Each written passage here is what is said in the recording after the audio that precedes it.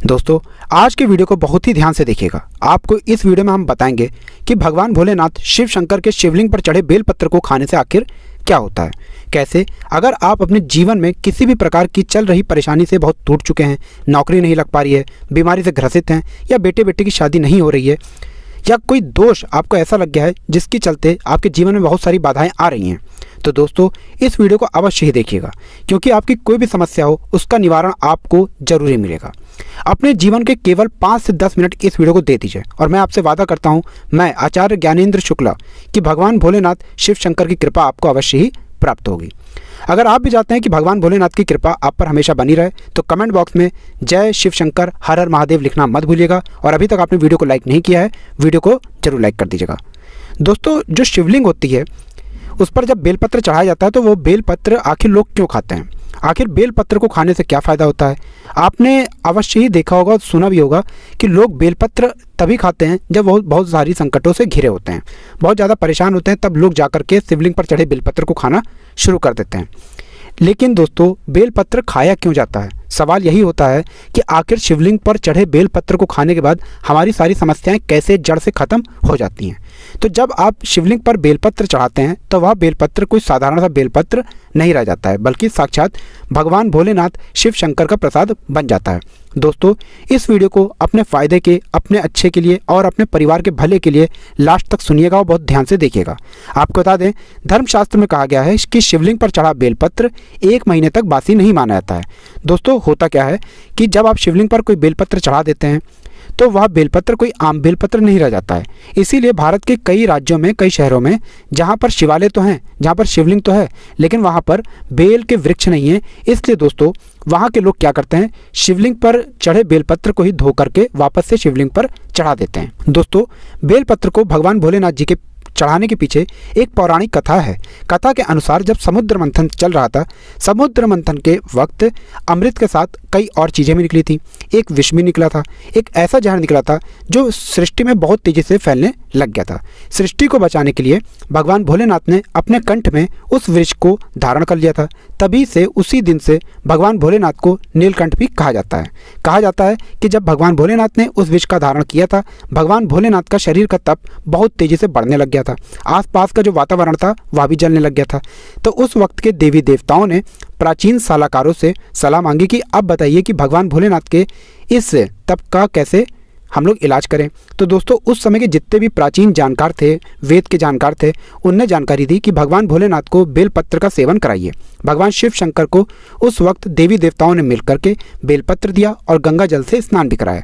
जैसे ही भगवान शिव शंकर ने बेलपत्र को धारण किया, उनकी गर्मी जो थी वह जो उत्पन्न हो रही थी उनके शरीर में, वह शांत होना शुरू हो गई थी। तभी से भगवान भोलेनाथ को बेलपत्र चढ़ाने की मान्यता चली आ रही है।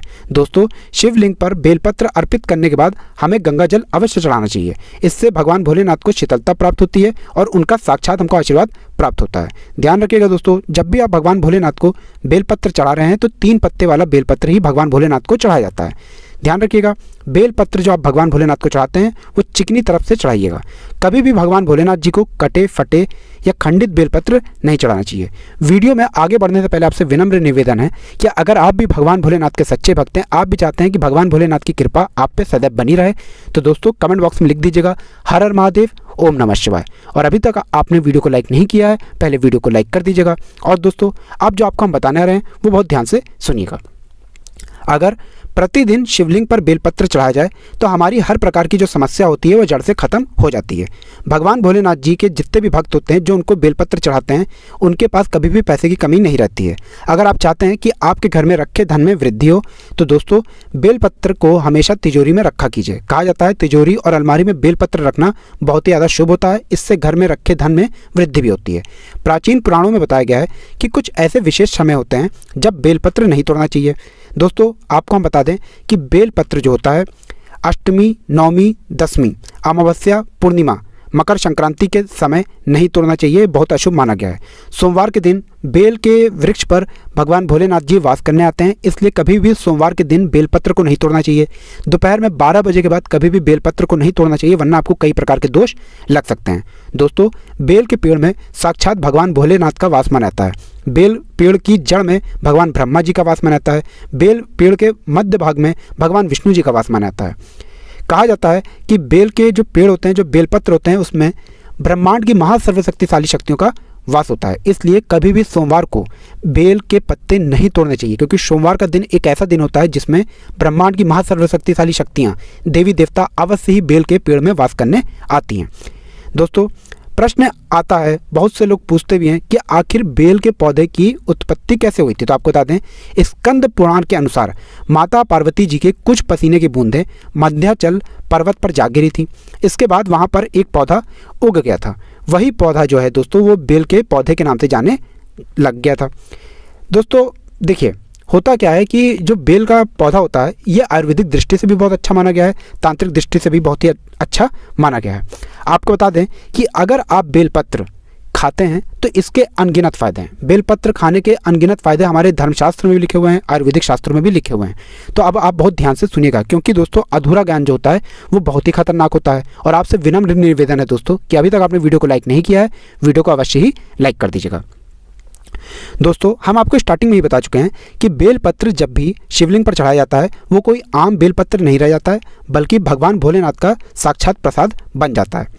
मतलब अगर आप बेलपत्र खाते हैं तो आप कई तरीके की बीमारियों से मुक्ति पा सकते हैं। ध्यान रखिएगा दोस्तों कि बेलपत्र जो होता है वो भगवान भोलेनाथ जी का आशीर्वाद माना जाता है। कहा जाता है कि प्रतिदिन अगर बेलपत्र खाया जाए तो हमको कई प्रकार के रोगों से छुट्टी मिल जाती है, हमारा शरीर जो होता है वो रोगमुक्त हो जाता है। बेलपत्र अगर प्रतिदिन खाया जाए तो वात दोष, पितृ दोष और कफ दोष, ये 3 प्रकार के जो दोष होते हैं उनसे हमें छुट्टी मिल जाती है। और इन्हीं प्रकार के दोषों की वजह से हमारे शरीर में कई तरीके की परेशानियां भी उत्पन्न होना बंद हो जाती है। दोस्तों, अब बहुत ध्यान दीजिएगा, जो लोग मांस, मदिरा, मटन, मुर्गा ये सब खाते थे, उनके शरीर में एक अलग तरीके के पाप पनपने लगता है।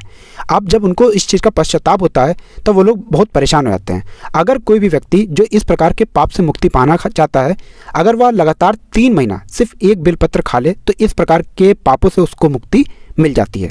बेलपत्र खाने से आपका शरीर जो होता है वो पूरी तरह से शुद्ध हो जाता है, हर प्रकार के पाप से आपको मुक्ति मिल जाती है। अगर आप मेहनत कर करके परेशान हो चुके हैं, आपको उसका फल नहीं मिलता है, आप प्रतिदिन एक बेलपत्र खाना चालू कर दीजिए, आपका दोस्तों भाग्य चमक जाएगा।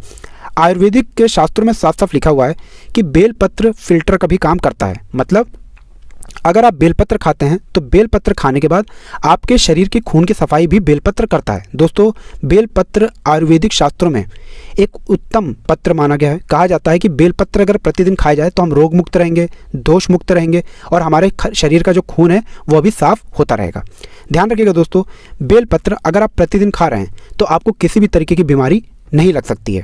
इसी प्रकार से हमारे तंत्र शास्त्र में, आयुर्वेदिक शास्त्र में और धर्मशास्त्र में साफ साफ कहा गया है कि प्रतिदिन अगर बेलपत्र खाया जाए तो भगवान भोलेनाथ जी की विशेष कृपा प्राप्त होती है और हम अपने जीवन में हर प्रकार के दुर्भाग्य से बचे रहते हैं।